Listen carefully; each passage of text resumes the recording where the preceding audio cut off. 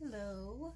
So today I'm going to be talking about this tool right here. This is one of the most important tools for a nail tech that works acrylic. If you are mostly working acrylic, this is your best friend, I'm pretty sure. Okay, so this is KADS Kolinsky Stable Brush. I purchased it for just $8.99 through Amazon. And I think that was a super great price. This is a size 8 Kolinsky brush. Kolinsky tells us good quality bristles. At least that's what it tells me. When it comes to beauty, I love Kolinsky for makeup brushes and for acrylic application brushes. Okay. And it has a plastic handle. It's a very small brush when you look at it like this, but when you use its beautiful little cap, you have an average size, comfortable brush. You can put it super flat at the tip of it to clean the cuticle area, which the goal is that we don't really touch the cuticle because of allergies or to avoid lifting of the product. But yeah, this is a really good buy in my opinion. It's a really good tool at a really good price. So if you are a beginner and you're trying to decide, you went into Amazon, saw a few brushes, you see the KADS Kolinsky Stable Brush. This one that I purchased in October has worked great. I mean, if they decide to swap this out and still put KADS on it, I hope they don't, because this is super good. I have had the issue of accumulating product because of my bad use of it, and I have been able to clean it with acetone and it still looks great.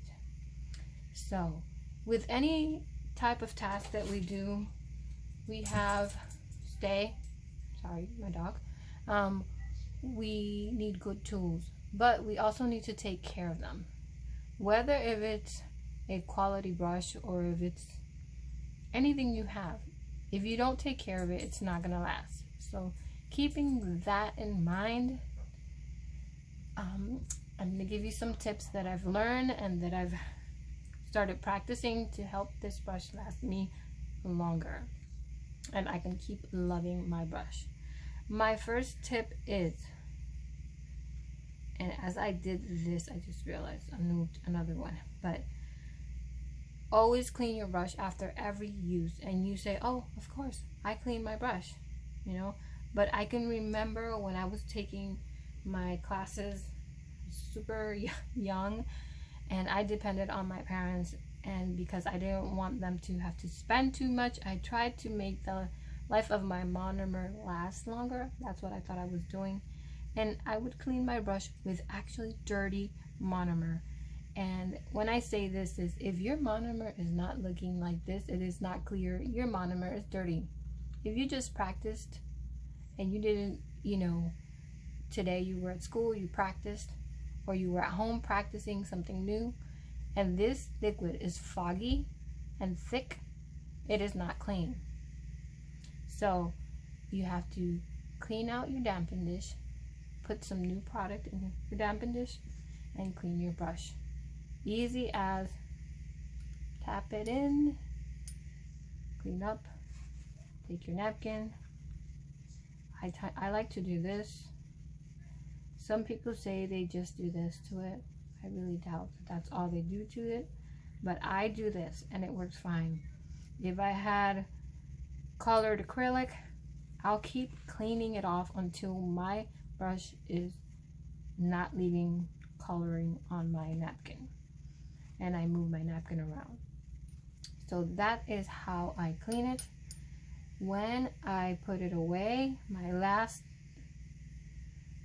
time, I like to leave it nice and shaped and not super wet. So another thing is, you put the cap on gently with a lot of love and attention. I don't force it in.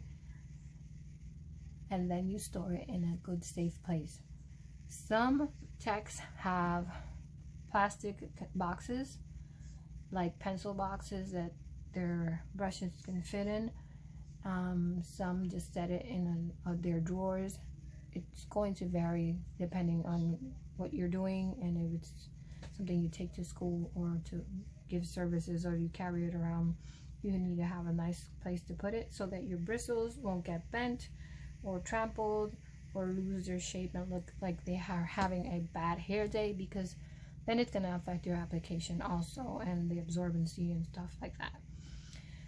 Another tip is just don't do what I keep doing, which I'm fighting this habit. So if you saw, I cleaned it off on this napkin around these areas. Do not set your plastic acrylic brush there, because this is going to happen. You see it's kind of faded here, the texture is a bit sticky. Yeah, that happens, and it's only because of the monomer being there.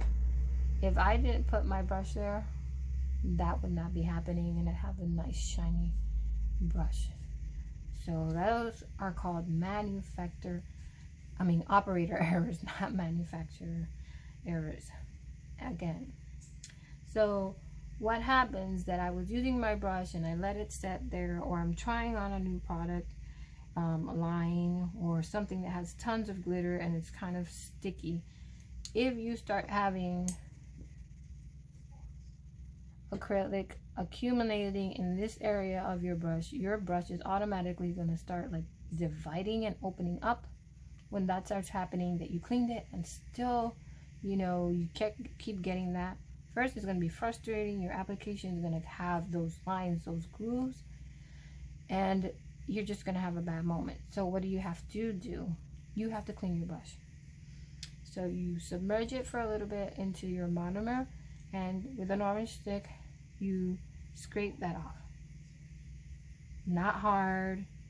You're not detangling your kid's hair and you're mad at your child because you told them 10 times to detangle your hair. No, it's not a knot. I mean, we should be more careful with our children, but we all lose our patience, right? So you do it gently, and you do that over and over until you remove the product. You may be asking yourselves, can I use acetone? Like, really, for $8.99? You say it's such a great brush. Have you tried it with acetone? And yes, I have. The reviews I'm giving are with stuff that I am using and I'm going to continue using until, you know, I give up or it gives up on me. So yes, I have used acetone because I wanted to be truthful with this.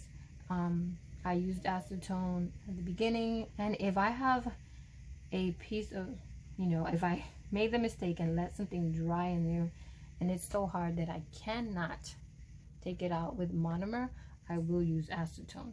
Nothing happened. All my bristles were there. It did not get all totally misshaped. I have been able to pick up acrylic beads afterwards and work with it as best as I know how. So yes, you can use acetone with it, but this is what is said about acetone. Acetone, as we all know, it dries out quick. It'll dry out product. Even when you're removing acrylic and you soaked it, if you do not scrape that acrylic off quickly, it will dry out on your nail and leave, you know, a dry residue and terrible looking acrylic.